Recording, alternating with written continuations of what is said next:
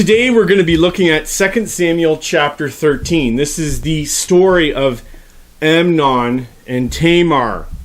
And we see what follows the sin of David committing adultery with Bathsheba and then the murder of Uriah is this horrific story of Tamar being violated by Amnon. And one thing is clear, Amnon has learned the sin of his father. David sees a beautiful woman and desires her and commits adultery with her. And this is the same description of Tamar. She's considered beautiful by Amnon and he violates her. 2 Samuel 13 is truly a disturbing passage, but by the providence of God, this passage is in our Bible, and the author of 2 Samuel does want to teach us something through this passage. This passage is really broken up into two main sections. In verses 1 to 20, we have Amnon raping Tamar. And then in verse 21 to 39, we have Absalom's revenge against Amnon. Let's look at this first section where we have Amnon raping Tamar.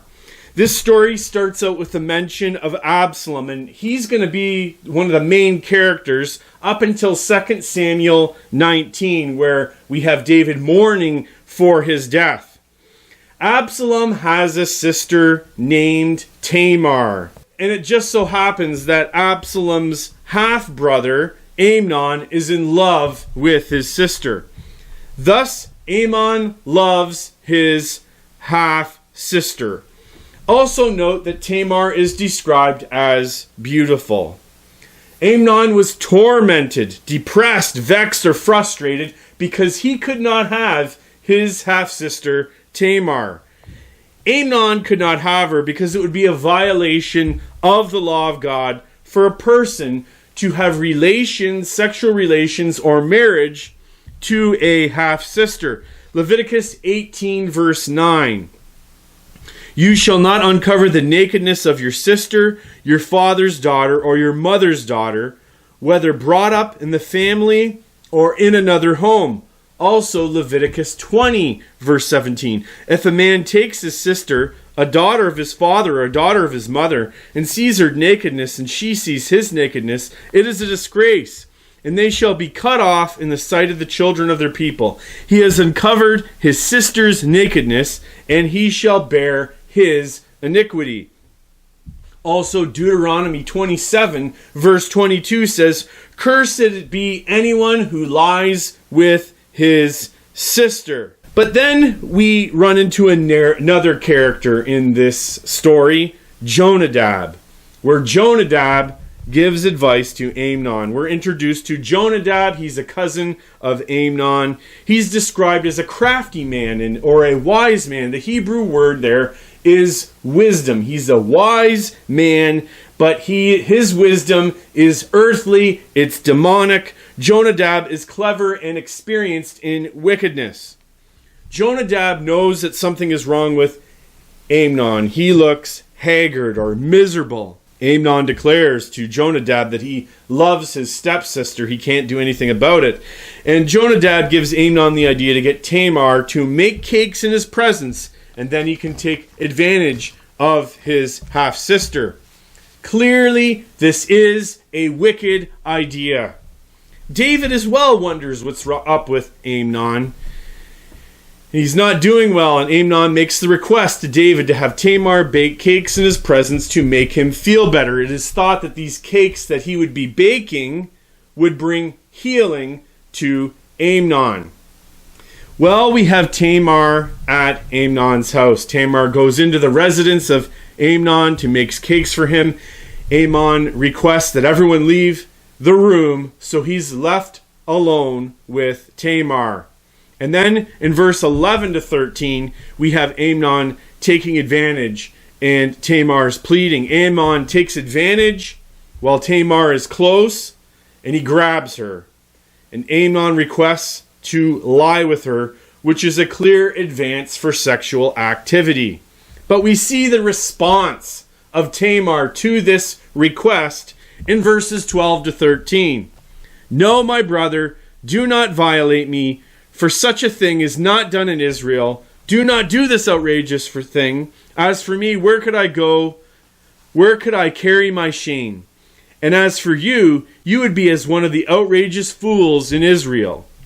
Now therefore, please speak to the king, for he will not withhold me from you. She says, do not violate. This is the word for rape or taking advantage of. It's the same word that's actually used in Genesis 34, verse 2, with the rape of Dinah by Shechem.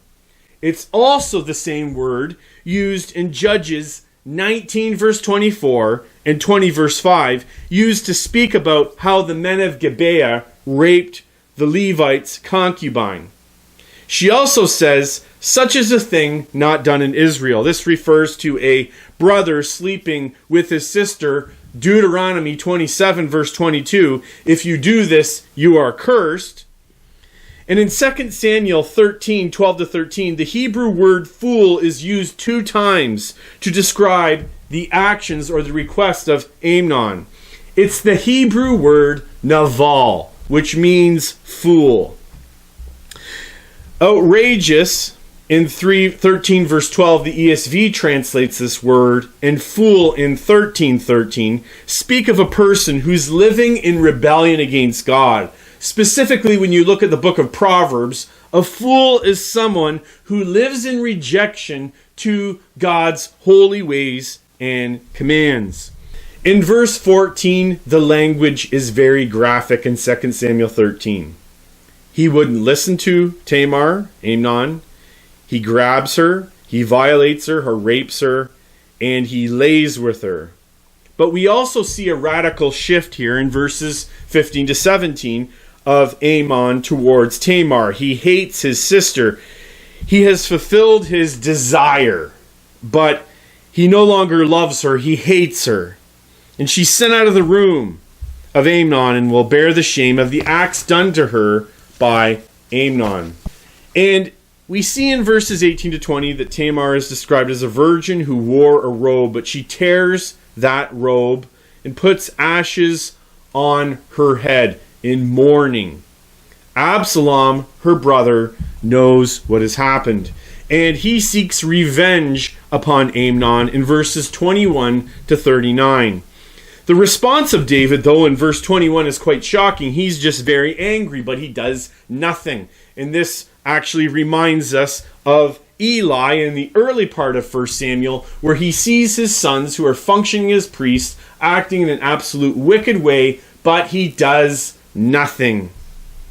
We see that Absalom hates his half-brother in verse 22 and seeks for an opportunity to bring revenge upon Amnon. In verse 23 to 29, Absalom sets up an opportunity to kill Amnon. The servants of Absalom kill Amnon when his heart is merry from alcohol. Amnon is murdered because he violated his sister, Absalom's sister. And we see in verse 34 to 38, Absalom flees. It says it 3 times. Well, how can such a disturbing and sad story apply to our hearts and lives? First, we see that 2 Samuel 13 exposes the total depravity of humanity. We see just how dark sexual sin is, and also the punishment of sexual sin. Amnon broke the law of God and bore the judgment of God in his death. Sexual sin leads to death and darkness. But this passage also exposes humanity's need for a Savior. This is why Jesus Christ came. He came to deal with sin. He came to defeat the deeds of darkness and the work of the evil one, the devil. And Jesus Christ's death brings reconciliation between us and God, as we see in Colossians chapter 1, verses 21 and 22, where we're reconciled to God because of Christ's physical death. But this passage also speaks to us about a call for sexual purity. We're reminded reading this story of David. David acted in lust, and it led to the death of his child in Bathsheba, in the complete disaster of his family. You remember 2 Samuel 12, verse 10? Now therefore the sword shall never depart from your house," that's the house of David, "because you've despised me and have taken the wife of Uriah the Hittite to be your wife." As well, Amnon acted in lust, and it led to his death from Absalom. And as well, it destroyed the life of his half-sister. Christians, we are called to put to death sin and wickedness. We are called not to entertain sin in our hearts or desires or with our minds or with our eyes, but we're to avoid sexual sin at all costs and live holy to the Lord. Let's do that. Thanks for watching, and God bless.